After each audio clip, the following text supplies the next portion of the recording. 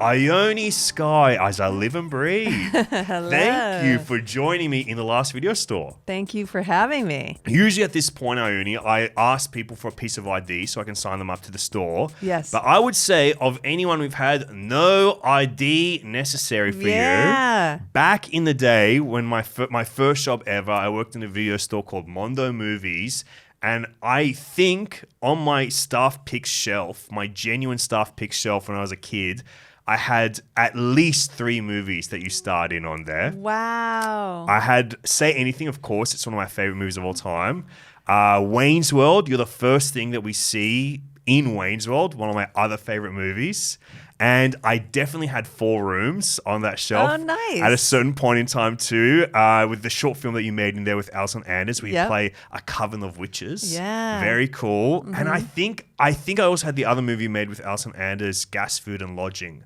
I'm pretty sure that would have been on my shelf too. Staff picks. Staff picks. So you might be the most represented star on my staff picks counter. Good. I love it. Yeah, so I was wondering, could I ask you some questions about those films? Yes. And I would love to start with Say Anything, because just like for me, when I discovered that film when I was a teenager, and I think it is for me the greatest capturing of like those feelings of love, those first feelings of love when you're a teenager. It came so early in your career, that film. Can I ask, what was it that you learned on that experience that kind of like led you on your path to being like such a great actor? Like what was it that you took from it? Well, I was very, John Cusack and his sister Joan, I just was always so impressed with very confident actors who were kind of bold in their choices, and they came in with what they wanted to do and they went for it, because I was always like more afraid to, I just wanted to be cool and, but I knew as an actor you have to be bold. And so being around actors like that, I think, I don't know, that's a good education. And I mean, everything was just so top drawer. Like the DP, I'm always gagging over, when it was Laszlo Kovacs, and he was the sweetest, like Hungarian man. And I just love sitting on the set and watching them light. And he and the lighting man had this like almost telepathic thing where, the way they spoke to each other. And I love film and I love film sets. And I just even though I was 16 going on 17, I knew where I was. Like, James Brooks, like I wasn't always good at knowing the behind the scenes business of like who ran the studios and all that stuff. But as far as like the pedigree on that film? I think so. Yeah. The pedigree, and there's certain aspects that I just was like thrilled to be there and just trying to just sort of pay attention. And I mean, it was the most kind of commercial thing I'd done up to date. So I felt the pressure of that. Yeah. And I was the relative unknown. When you're in indies, it's different. You feel like, this big fish in a small pond. But in that case, I was like, I hope I'm as good as John Cusack. But Cameron Crowe makes quite a nice atmosphere. And his excitement, you can't help but be excited about his excitement. And it's also like his language is so beautiful. And I think that's so rare in films about young people, like to have such beautiful dialogue to play with. Oh, yeah, I know. And he's such a lover. And the earnestness is so beautiful, because there's so many things that have not cynicism, but like Wes Anderson or whatever, there's not a cynicism, but there's something beautiful, but he's unabashedly earnest. And that's so nice to be around. But yeah, his dialogue, and it's so unique, but so also like, I mean, he really gets those people where you're like, I know someone exactly like that. They're not exactly like that, but they are exactly like that. He captures the essence those of characters from like Fast Times at Ridgemont High, and then Say Anything, like those weirdos that are just like real deal people. Absolutely. And like when it comes to that film as well, it's one of the like most lasting images of like any iconography in pop culture. It's one of the great reverse shots of all time, the boombox and you. Who knew? Yeah. What is your relationship to that image now? How does that feel? Well, it's great. I mean, it's just so funny how often it's referenced, and it just keeps getting referenced more and more. And it's I don't know why. I mean, I guess I know why it's so iconic, but it was just a very funny. I mean, I shot my scene on a completely different day. He wasn't on set that day, or at least for that part of the day. And we didn't know what song we were using yet. So Cameron probably played, he wanted an Elvis Costello song, but Elvis Costello didn't do it. But luckily, I'm glad that I love Elvis Costello, but the song that is perfect for it that he picked. So it was just, I just remember that day, like you're thinking about your wardrobe and you're just on the set and in the bed and they're lighting it, the moonlight and whatever. But John Cusack's part was a little more interesting of a story because he did not want to do it because he hadn't been in love. He didn't want to say I love you, and he thought it was corny. So he was defiantly holding the boombox like, this scene is going to suck. But then it worked because it looked like he was just like burning with passion. But really inside he was like, this is the dumbest thing I've ever done. And then it worked really well. And but it's so funny that you just never know sometimes you never know those weird lines in movies too that are so awkward sometimes, that become like these everlasting lines people say. I think that Cameron Crowe is really the master of exactly that thing you described, of like his lines being these weird little earworms. They have like a melodious quality, but they still feel natural. I don't think anyone really does it like him in that era and since. Like it's only him and Billy Wilder really that I think have that quality. Yeah, and that's his like hero, I believe, I think.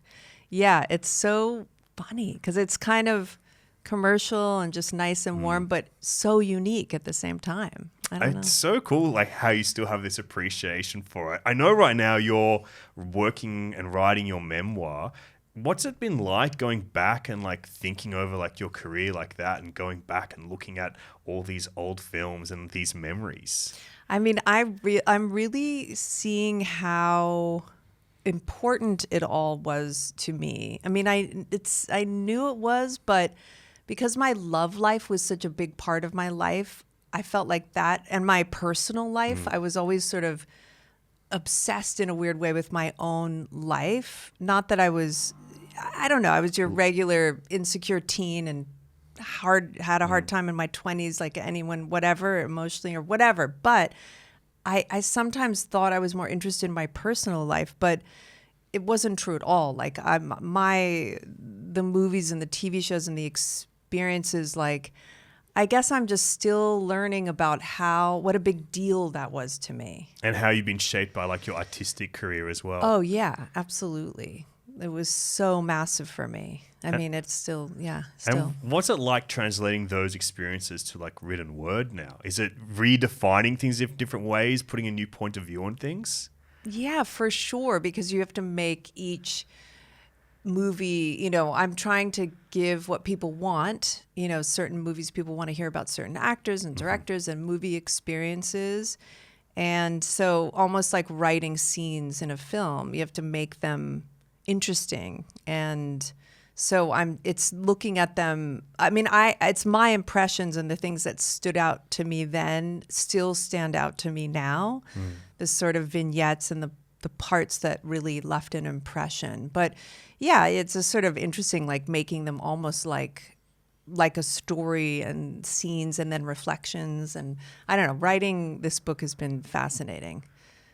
It's so interesting the way, because I think people understand their life through narrative anyway. So it's like narrativizing your own life must be pretty wild. Oh yeah, and I'm still. It's of course people say like it's therapeutic, but of course it's therapeutic, but I'm still learning. Yeah, it's just really interesting to see threads and whatever things like that, but. It's been, I'm sort of scared for the memoir to be done, the writing, because it's so dreamy, like being paid to write. And also you would hear people like, I have a deadline. And I'm like, I have a deadline. Like I've never been able to have that role. Of course, if I was a writer for real, they would probably be like, it's the worst job. But because I'm doing it once, essentially, it's like, oh my God, this is so fun. And can I ask, like, are you writing it in some kind of order of progression from like day one to right up till now, or are you like thinking about memories and writing things together, or how is that working? This one's straightforward. This one's just going to be like from birth until it's not really till now. It's more up until maybe just the beginnings of with my husband Ben Lee. Yeah. So it doesn't go till To you right and now. me. Damn, I'm not going to I make the know. cut. This episode's not going to be in maybe there. the first time we met might make it, but not now. But yeah, it was sort of. I didn't know if it would stop because some people do that. Like they stop at a certain point, and then there's a second book. Yeah. But I don't know. But this one's just this is how it's worked out. But it's very organized, very mapped out. I have a good editor. You know, it's like I will just write all over the place. I love writing, but I need to be pulled Some in. discipline. Yeah. I Yeah. need someone to say like, this is what we're doing now.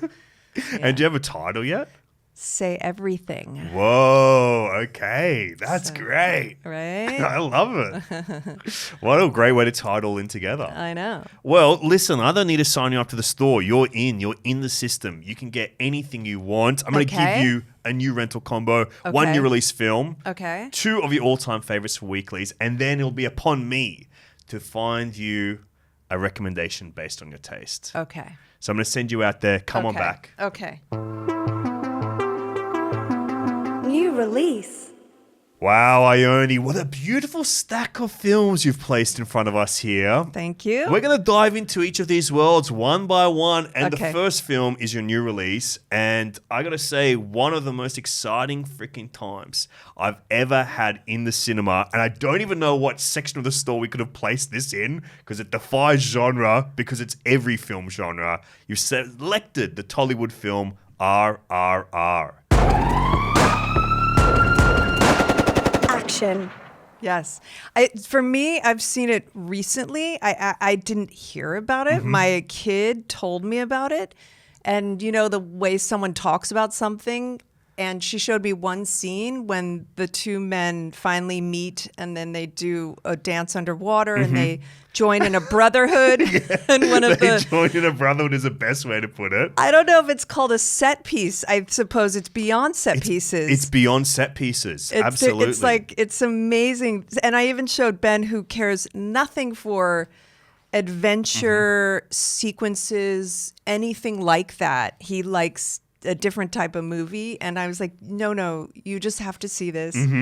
And so It has to be seen to be believed, yes, basically, right? Yes. I know it's like, is it the biggest movie in India of all time? Or what's the story? You probably know more than me. Yeah, I mean, I remember coming across it because it had just started building a little bit of buzz. And then my partner and I had like the day off together and we were just like, let's just go see a movie today. It must have been a public holiday or something. And everything we're looking at all the websites, everything just was like, oh, I've seen this, I'm not interested in this. And then I saw those 3 letters, RRR, and I was like, I've just heard about this, but I don't know anything about what it is. All I know is it's from India. I know it's a Tollywood film. Like, let's just go. And when I went to book tickets, there were only 2 seats available in the cinema. Meant to be. It was meant to be. We booked them, and as soon as we got in there, it was packed out screening. Oh, great. And it was from the youngest baby you've ever seen to the oldest crone. Every aspect of life, the circle of life was in that cinema, and everybody was cheering the entire time. And every demographic, so it wasn't just like it was. Oh, we were all the only different- white people in a cinema. Okay, we cool. were only whiteys in there, Right. And it was like it was just packed. because I of feel like not a passionate lot fans. of white people know about it or something, or maybe they do. I They think must, it's caught maybe. on, but yeah, it's like good. Yeah, it was a rare thing. not like to I see have in to the cinema. promote it. It's doing well. It's I didn't bring in a movie that needs promotion. Yeah. For me, it was a wild card, and I also really appreciated it, and was like, you know, I don't know. I've seen movies like that, but it's like, But there's something about it that is so, I don't know how else to describe it, but buoyantly joyful. Yes. Because it kind of starts in this place that I think is so interesting because it's about 2 real-life historical revolutionary figures, Raju and Bhim, and these are real-life people. And the director, S.S. Rajamouli, basically goes, these people have a part in their lives that's not written, and they met, which didn't happen. They go, what if these 2 greats met each other? What would happen? And then what he supposes is they would become best friends, and together they would be superheroes. Amazing. Revolutionary superheroes. And it just captures like this entire feeling of like blockbuster entertainment that you just don't really see at all, because it's blending of, like when I think about going to see in the cinema, where it's got every single type of person is in there and they're all enjoying it just as much as each other in a communal experience. I think it is because this film is that interesting mash I think a lot of Indian cinema does of wild genres of adventure, action, historical epic, musical, dance film, romantic comedy, romantic drama. They're all in there together. And because it's just a weirdly nice balance of all of those things, everybody's able to get on board and share it together as like this communal experience. Oh, which I'm jealous you saw it in the theater with all the people. I saw it at home, but I could imagine what it would be like. Did it translate? Yeah. I mean, really, like with the editing, the way, and the, just it's so slick. And when, like, I guess India has all that money and does slick filmmaking, it's just a particular flavor and technique that is so effective, but still like so moving. Like I was going to fast forward one part when he's being whipped by his friend and he sings this song. And I'm like, wait, no, don't fast forward this part for some reason. Cause I watched the whole thing, and it was just like, everything is so engaging. It just like pulled you in, and the way he like looks at the camera and the music was like, I mean, it's so funny that it's inaccurate. Like the clothing, I'm like so love clothing and period pieces, but like the women, what they're wearing. I could buy that in the same supermarket I'm watching this movie in right now. Yeah, like it's meant to be the 30s, right? And it's like, but it's just the clothes are all over the place, but you don't care. I mean, it's like, it's just unbelievable. It brings you in with those stakes. Like it's so heightened to a degree that feels like everything feels so powerful. Like it feels like Titanic. It feels existential. It feels like the stakes just feel so great and so powerful. They feel, to put them all together, it feels mythological at every point. Yeah. And I think it's such a good pick. And I remember seeing that scene in the cinema of Natu Natu, the dance that goes on to win Best Original Song at the Oscars. I'm not surprised. And people were getting up and dancing to it in the cinema. Yeah. Like they already knew the dance Yeah. and they were doing it in synchronization with the people on the screen. Oh, I'm sure. I know Bollywood, it's so interesting because there's so many people there, and also in China, you can have a whole movie industry, and they can, like somewhere like Australia or certain parts of the world that don't have as many people, you can't make that much money, but it can stay in there, and then some movies cross over. But it's so interesting. It truly is, because it's like you feel it when you're in there. Like, I don't know this history, I don't know these actors, but that movie star presence, you know straight away. I'm right? fascinated with the white actors. Like, where are they from, and how do they get in on the Bollywood? I can tell you who they are because they're both the two villains of the piece. One of them is Ray Stevenson, who tragically passed away, I believe, last year.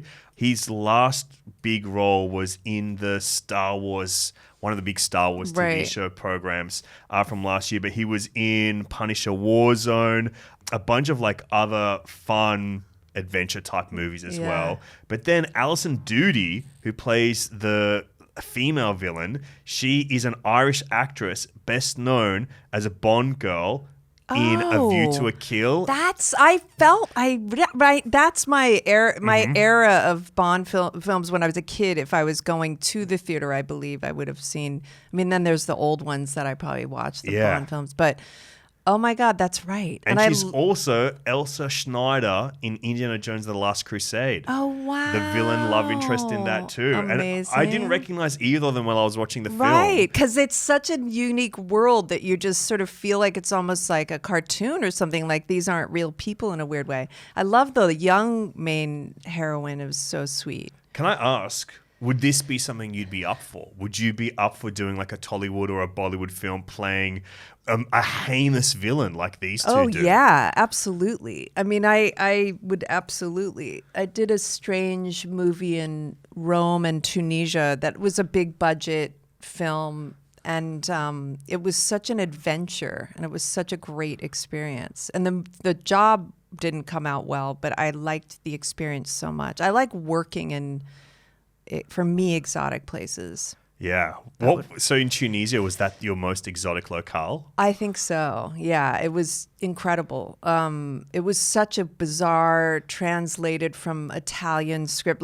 It was sort of supposed to be Raiders of the Lost Ark, but it was really not that great. But it had a big budget. What was the film? It was called Heaven Beneath the Desert or The Sands of Time. Oh my God, great titles. I know. Great title, so romantic. I know, and it was like a Raiders of the Lost Ark thing, and we shot, and I'm going to mispronounce it, Cinecittà or whatever is in Italy, in Rome, the famous studio, and it was an amazing job because I was in Rome and in Duz, which is like the gateway to the Sahara, and we were near where they shot Star Wars, and it was a ridiculous job in a way, but the experience, we were filming in the Sahara, and it was just, I was riding stallions, which was, oh my gosh, I had stunt doubles, whatever. It was really fun and a bizarre time, but you felt like the experience of filming was almost better than the job. And what's his name, who's RoboCop, was in it. Peter Weller?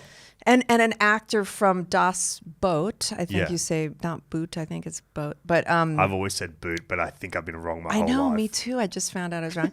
But it was a really amazing, weird cast. But I watched, Peter Weller showed in his hotel room Lawrence of Arabia, and I'd never seen it. So the first time I watched Lawrence of Arabia was in the Sahara. When you're living it. Yeah, so it was kind of cool.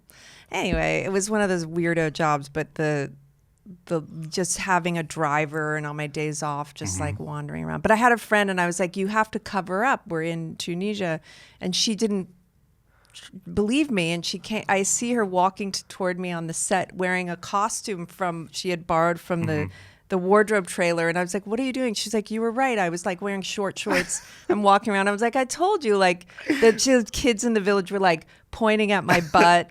And I was like, yeah, you have to like kind of cover up a little bit here. But she was wearing like a crazy 1930s like Arabian outfit. Oh my gosh. She was it sounds like you went back in time. Oh yeah, it was. It was like, it was, and a lot of Italian crew and Italian filmmaking feel like they don't, you feel like, oh, this is dangerous. They don't know, no one knows what they're doing, but they knew exactly what they're doing. But just the sort of Italian vibes gave you the feeling like, this stunt is going to be a disaster, but everything worked. You know what I mean? There's different moods to different.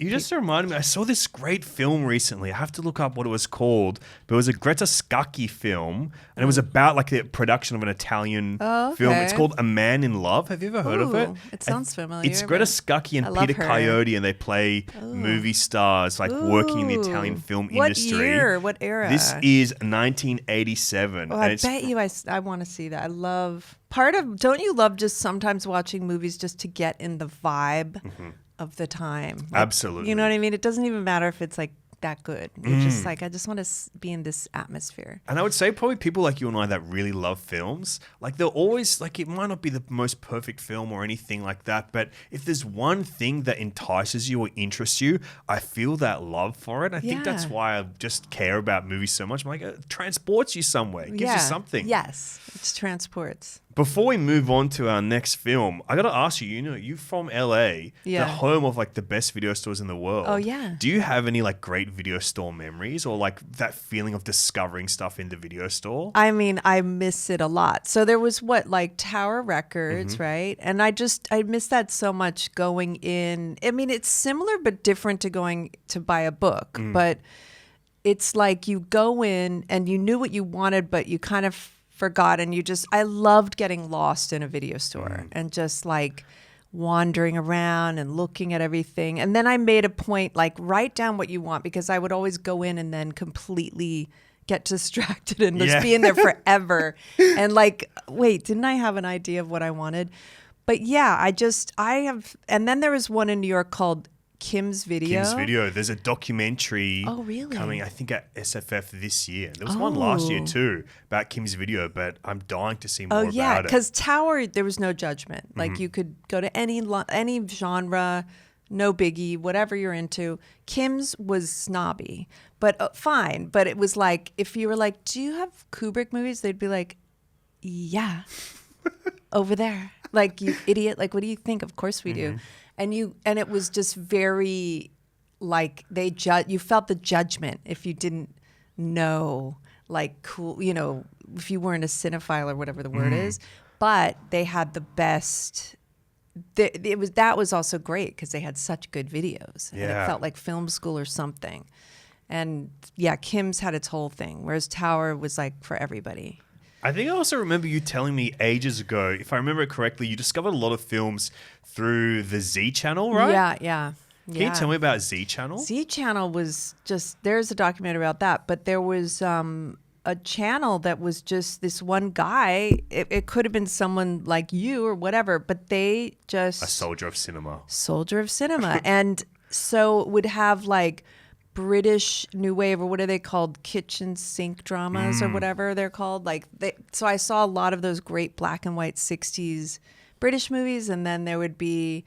It was just like not only like high-end cinema. It wasn't like Criteria Collection only, but a lot of like that, and then all different, probably erotica, like Emmanuel movies. Like it was just anything a kid would ever want. Wow. But also you would watch to be a kid and wanting oh Emmanuel. my God, Yeah.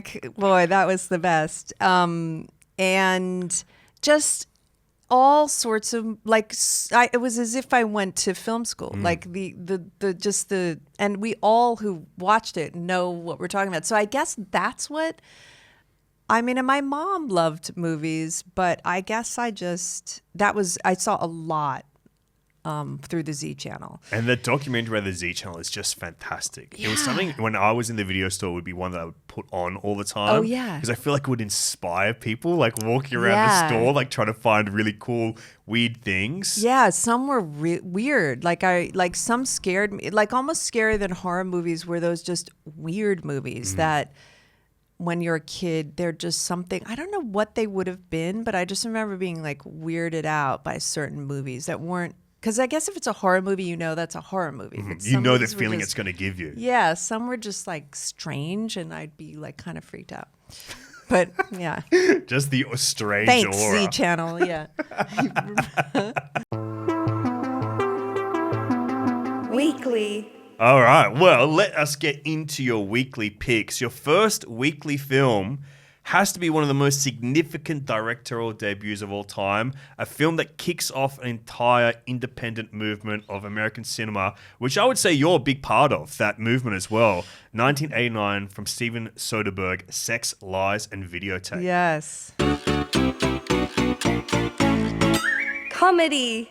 When did this film come into your life? Hold it up. I think I must have seen it in the theater, and it was just to me a kind of perfect movie. It's just one of those movies that I just feel like perfect. And I just thought it was so romantic when James Spader is sleeping in her house at one point and she walks over.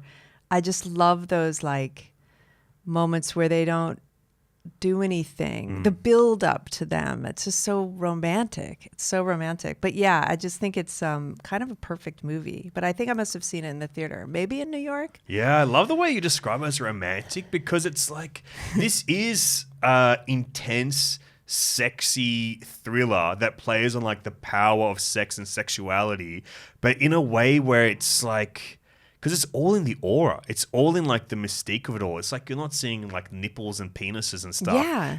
There's no actual Right. sex in this film, but it's like this intoxicating feeling that this film captures. Yeah. Yeah. You imagine things that are happening. And I just love that, the main character is this uptight woman who's talking to her shrink about trash, and I'm like, I don't know what they're doing with all the trash, which is so relatable. But she's obviously in this very controlled, shut down life, and then this, strange figure comes in who's, you know what I mean, the whole thing. But it's so beautiful how they kind of meet, and she's like the strong one, and he opens her up, but on her terms. And I don't know, I find the arc of their romance so nice. And I guess it's, I don't know. I guess it felt very me. Like that's how I like that slow, weird burn with someone that wasn't just, I don't know. It's not like a hot and heavy sex thriller. It's something really intimate, this film. Because it's all about that confession of like being really close and confessing to people what are your desires, like who you are that Yeah. you don't show the world, the most private version of yourself. And I think that's why when you say it's romantic, I think you're right, because what is more romantic than being completely intimate with someone? Yeah. Yeah. And he sort of feels like he's cracked the code. If you don't know the story, he's sort of. It stars James Spader as kind of like this drifter Yeah. who reconnects with an old college chum, Yeah. Peter Gallagher, and then his wife, and played by Andy McDowell. Great performance. Yeah. And then Laura San Giacomo, who plays her sister. And he kind of enters these three people's lives, and you find out that I guess it's a kink. Yeah. He's sort of impotent, I think, but he films women masturbating, I guess, or talking about their favorite sexual thing, and probably masturbating for him or whatever, but he films it on video, and and maybe later he masturbates to it or whatever, but he can't be with women. He can't be touched. And I think he and his old friend probably went to a nice college together, and one became a rich lawyer and he just became a drifter. So he comes to stay with the wife who's in this marriage, and he's been secretly sleeping with her wild sexual sister. And then Andy McDowell's like kind of uptight. Yeah. And so it's sort of great because they end up spending time together, and she sort of busts him. But in the end, I don't know. It's so sweet. But yeah, I think he just like is trying to control his sex life through videotaping them. But he's so odd, James Spader. I've worked with him. He's great. Yeah, it's such an interesting piece of casting as well, because at that time he was kind of a bit of a teen idol, popping up in like John Hughes. Yeah. And also He always played the asshole. He always played like Less Than Zero. He always played the rich, Yeah. preppy dickhead.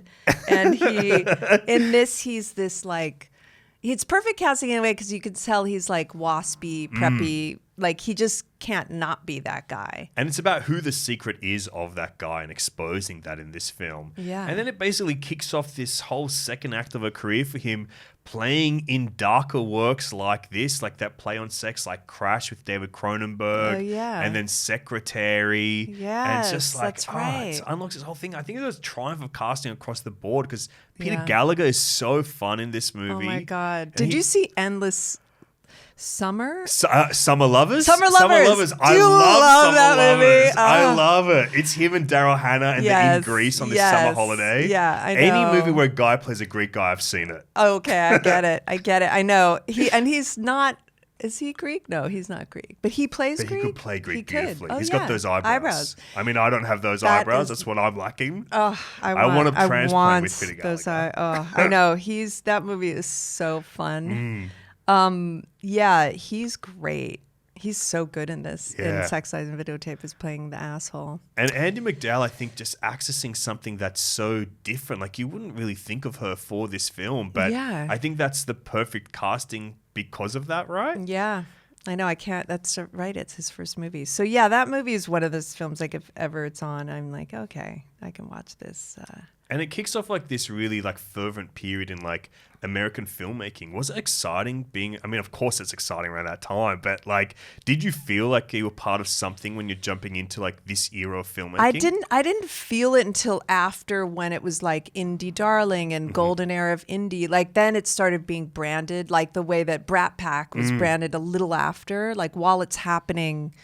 But I was just enjoying like Day Trippers and all those, like I was just like oh wow, these are great movies. Like I was sort of more enjoying them. And then I did notice I liked getting a starring role in smaller productions. Like they would be like, my agents would be like, oh, it's an indie, as if it's a bad thing.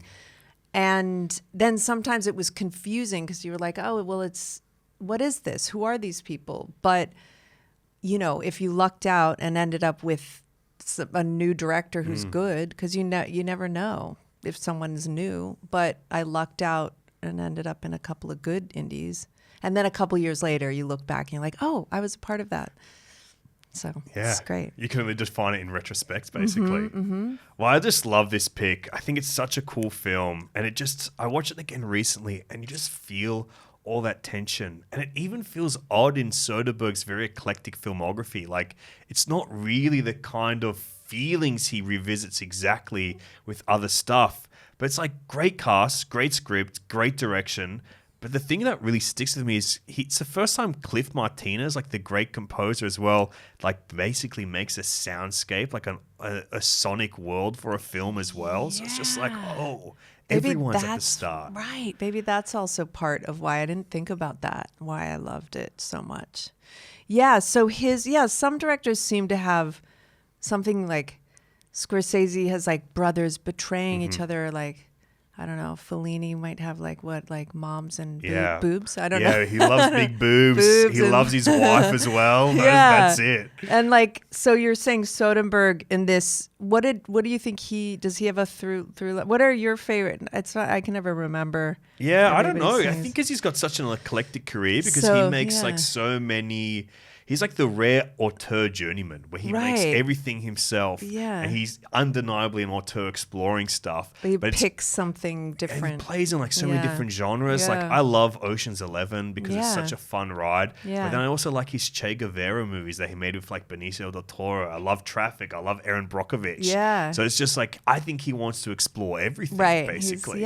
Journeyman. Yeah, but he's very cool. Yeah. And I'm glad that he's back making movies. Yeah, me too. Your next pick as well, we're diving all the way back to the 1940s with one of the most classic, talked about noir films, Otto Preming's Laura.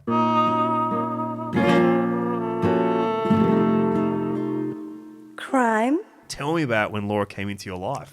I think I just saw it on, I don't know if it was before streaming or something. I think I saw it earlier than that. I don't know. I watched it at home and I feel like movies that are considered some of the best movies, some are in a harder category and then there's the classic like, Godfather that's like almost like eating butter. Like they're obviously technically genius in every way, whatever, but they go down easy. Like there's something that's just like, it's not hard work. Yes. And then, I don't know, I guess Laura was one of those movies where and also I've from then on had a big crush on Dana Andrews, which was funny to have a crush on someone who's been dead for so long.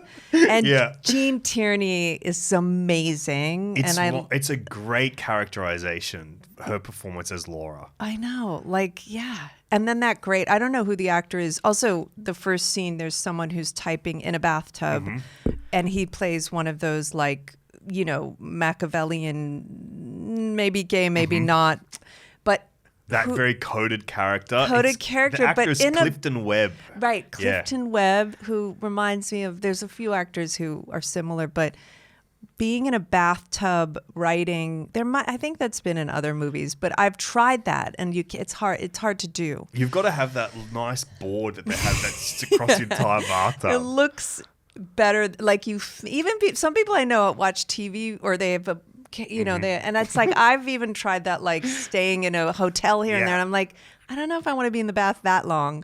I have done it. It's one of those things as well where it's like, I've put on back in the day I had a portable DVD player. Yeah. And it had a little screen. I put something on, I'd sit in the bath. But then the horrible part would be when it turns off and you've just got your naked body staring at the screen. We go, I'm going to go turn this off. Ruins the whole...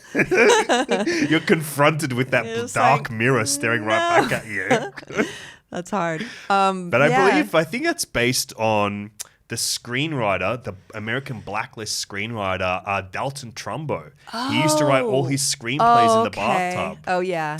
Yeah. So it must be, I think it's based on him. I know. I loved learning later in my career because when I first started at 15, I barely knew the difference between a director and a producer. Like I loved films. I loved musicals like Shirley MacLaine. Like I kind of was already like a deep film lover in my own way, Z Channel, whatever. But I didn't know what was going on behind the scenes. And so learning about the writers, like there would be these great British novelists like Somerset Maugham or whoever, and they'd pull them into Hollywood and they'd be like, I hate Hollywood, but then I'd write for money. Yeah. And then you learn, all the stories, and it's so fun to find out. And then you can kind of guess now, like so much, like you're like, oh, I bet you that was from this book, or that was probably this, anyway. Yes, very nice way to say I'm a nerd. Yes, but I guess nerds, it's funny. I think nerds just mean people who are smart and into things. Wow, Anyway, thank but you. yeah, this movie, the soundtrack, we were talking about score. That score is like that sweeping, that classic like high romantic noir feeling as yeah. well. If you're in the mood for it, mwah. I think this is like one of those great plots as well where you start seeing things be deconstructed in a weird way in like Hollywood filmmaking, where it's this noir film about a detective investigating a murder of this woman, Laura. And you get to know Laura, who is dead, through the relationship with other people, and the detective starts feeling this bond with her and like starts falling in love with her. There's this giant painting of her, and he's like, this guy wants to fuck this painting, basically. This guy's in love with this painting of who Laura is and the portrait that is crafted from her. And that's like such a great place to start a noir film. Yeah. And then this film takes you on so many different twists and turns. But what keeps you there is this screenplay full of beautiful dialogue and that kind of romance that noir films can give you, of like being on the hook, playing in like dark and mysterious places, that murkiness of morality. And not just that, but then it's like these great, like I think Dana Andrews, his performance is kind of like a bit of like a blank or a cipher, but it allows like, you know, the other characters, especially the queer-coded characters like Clifton Webb and Vincent Price as her fiance, to kind of just like eke out and sing out, and then giving Laura, when we go back and seeing her, to really just go, oh, you get this complex portrait of this character from who she is and how other people see her. There's nothing really like it. I know. Being obsessed with someone you think is dead, like obsession is so interesting. And yeah, and Dana Andrews is this perfect throwaway. He just throws everything away, but he does the prop work, just the way he's sort of, it's just all so relaxed. And after that, I felt like I was just like trying to watch all his movies, like a fan of him. But yeah, it's really, it's just fabulous. But yeah, the obsession with someone dead is so good. And his cool character becoming obsessed with someone is so intriguing, because he's not that type of person who would be like that. It's like about what it is that mesmerizes him about her, what draws him in. I think Otto Preminger is an interesting filmmaker because he has made some classic films, like this, chief among them, Anatomy of a Murder as well, The Man with the Golden Arm. Yeah. So these are all like kind of like, a lot of these are like social issue films. Yeah. And he was one of those filmmakers that he wanted to make films that challenge things, because he was like, yeah, I can do it. And it was just like a bold statement from him. But Complicated Guy seemed like an asshole. Oh, I know. When I listened to, there's another podcast called You Must Remember This. Yeah, and great she podcast. did deep dive with Gene Seberg and Jane Fonda. And he tortured them, right? I know. He tortured Gene Seberg like so much. And I'm not a believer in directors needing to torture someone to get a performance at all. No, I but don't think so. you know, the work is amazing. But you know, Yeah. He's made some stinkers as well, if that makes you feel any better. He's made quite a few stinkers, and I've seen a few of them. I don't recommend them. Okay. But this is a great film, and it's interesting because a lot of noir is about the look of noir, but I think this is a rare one where it's just the script. Like, it's quite shot unexcitingly or undramatically. I know. This and Sex, Lies, and Videotape could be a play.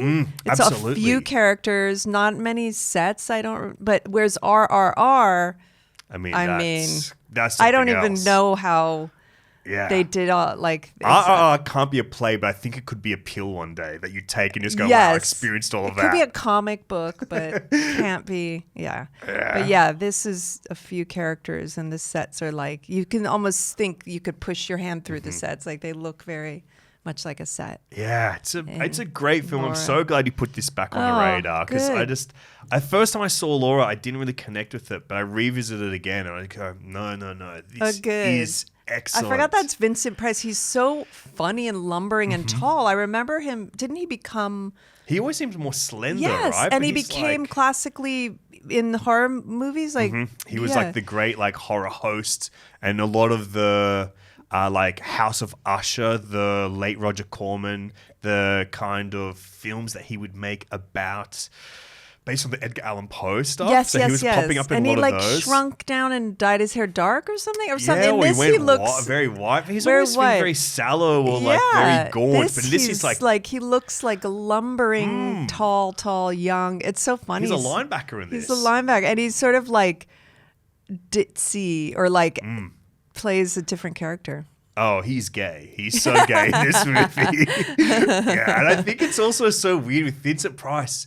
I was like, in my head, I go, I swear this guy's English. And it's like, no, he's very American. Right. I know. It's confusing.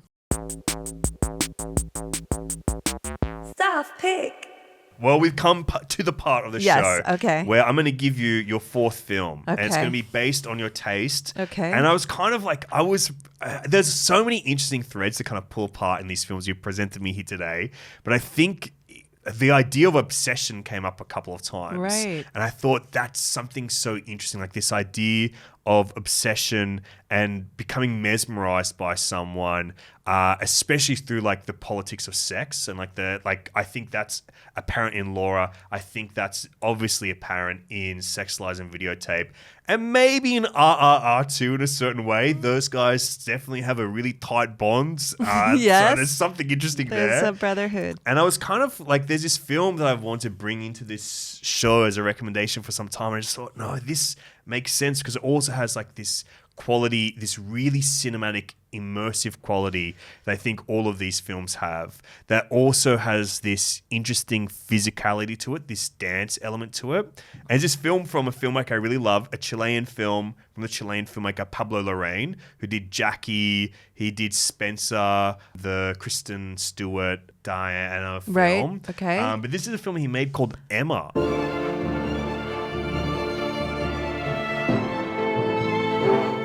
Drama. A couple of years ago. Have you heard of Emma? No. It also stars Gael Garcia Bernal, but what this film is, it is about a dancer, and it's kind of like halfway between a drama thriller. It's so many unfamiliar things tied together. Like it is this mash of not genres but feelings. Yeah. And it almost has like this urban fantasy feeling to it as well. But it's about a dancer and her partner who is a choreographer that works in the dance company with her. And it deals in the aftermath of an adoption that goes wrong. And then from there, Emma becomes like this central character who uses her sex and sexuality to bring all these people together in an odd way. Like it's a kind of bisexual thriller to a regard in that as well. But I think what really captures me is this film feels so fresh, yet it also ties in these familiar things that I can't even imagine being brought together. Like there's parts that feel like The Warriors. There's parts that feel like the Korean film Old Boy. There's parts that feel like Suspiria. And there's parts that feel like a Moldova film. But so much of it even feels like Amelie at certain points. But it's just surrounded by music. And to that extent, it's like an overwhelming, engulfing cinematic experience. Fantastic. Yeah, I think you will like it if you like these films. films. Oh my God, exciting. Yeah, Love it. Hopefully that one's up your alley. I'm excited. Yeah, I'm really excited. It sounds very much up my alley. Well, I hope you like it. If you do see it, let me know. I will. And I'll report back to the gang here at the Last Video Store. Yay. But Ione, thank you so much for jumping in here with me. I love talking to you about movies. I know, it makes me too. so happy. I do too. I loved it the last time, and I've been waiting ever since to do it again. Hey, well, anytime. You have to come back to the store whenever you want. I know. We're our own club, but Exactly. This is fun. But I'd also say this: you've got a great podcast with Ben Lee, your partner. We're together, and you guys are doing so much cool stuff here in Australia, in Sydney as well. But you're jumping around doing live shows everywhere. These great variety nights where you bring people from multiple different disciplines to just celebrate creativity and have fun, and they're these really wicked nights. Yeah. So we're gonna be doing them. Yeah, we have one in Melbourne, and we'll be doing more in Sydney just as we go along. And I'm sure you'll be doing more with us, I'll let you know. I'll be there. I'll let you know. We have just one in Melbourne coming up, but it's been really good. Yeah, it's been so cool. I'm so grateful that you guys are doing re-energizing creativity here for everybody. Yeah, It's what we like to do. Well, until next time. Okay. I see you then. I can't wait to read the memoir as well. Yeah, that's next year in spring 25. Beautiful. Say everything. The last video store.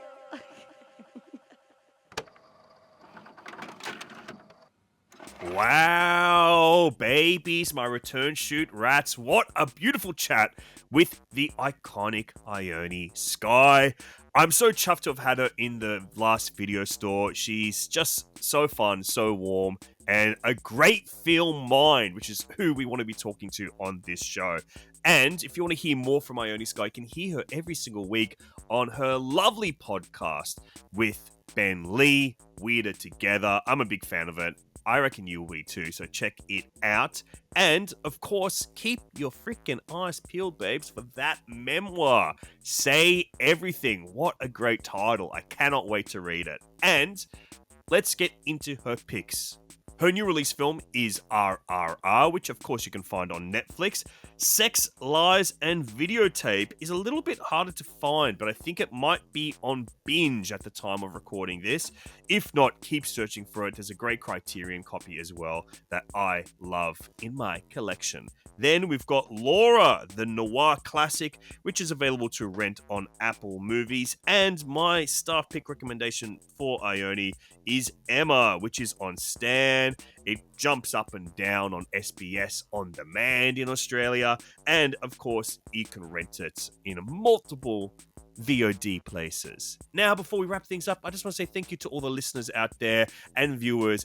We really appreciate your customerage here at the Last Video Store. And to repay you the favor, to all the lovely people that have been giving us 5 stars on your Apple podcast and leaving us a review. And I've been asking them to put in what their member combo would be, and I'm going to give them a recommendation. Now, our producer Alexei is here on the line with me, and she's going to read me a review, and I'm going to go live, baby. I'm going to come up with a recommendation for our listener. So, Alex, what have we got? Who's got edge of my seat stuck here, Alexei? Well, I'm glad that you're on that edge of the seat because you're going to need to be hurled right back to the end of it by the time I give that recommendation. I'm going to be thrown around. I'm teetering. So this request comes from Jeremy G6. Mm-hmm. The review title is New Member Deal Me. Firstly, Jeremy G6, thank you for stopping by. The review says, love the show, Alexei. Best movie podcast out there.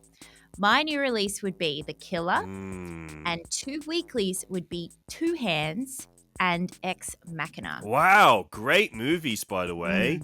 Wow, well, firstly, recommendation, Two Hands. Listen to Sunburnt Screens, the other podcast that Alex and I have been working on. We've got a Two Hands, 2-parter special oral history, so stay tuned for that. And I'm going to say this, The Killer, the new David Fincher film, this is a hot tip and a recommendation coming together in one fell swoop, baby. One of my favorite movies of all time, Les Samurai, is, I would say, like the ancestor to films like The Killer, very direct descendant of Les Samurai. It's a French film by J.P. Melville, one of my favorite filmmakers. It's cold, it's fun, it's like sexy. It's a great like kind of assassin gangster film that definitely The Killer is paying homage to at all times. So many other films like Drive all descend from it. Ghost Dog, they all descend from Les Samurai. So check out all of those. But Les Samurai is actually playing in cinemas very soon because there's a new 4K restoration of it. And I'm dying to see it on the big screen. So that's my recommendation, is see Les Samurai on the big screen at one of your kind of like art housey boutique cinemas coming fairly soon. So keep those eyes peeled for that. There you go, Jeremy. Jeremy, thanks for writing in, and to everyone else that would like their own personalized, bespoke, customized recommendation from me, you can do so by leaving us a 5-star review on your Apple Podcasts and all that kind of stuff, your Spotify's, all of those things, and putting in there what your member combo will be. And Alex will read it out, and I'll give you the recommendation on the fly, just like that.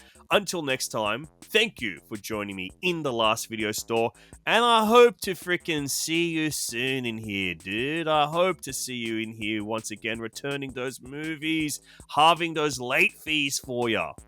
Be kind, rewind. Please be kind. Please rewind. I wanted a little catchphrase there.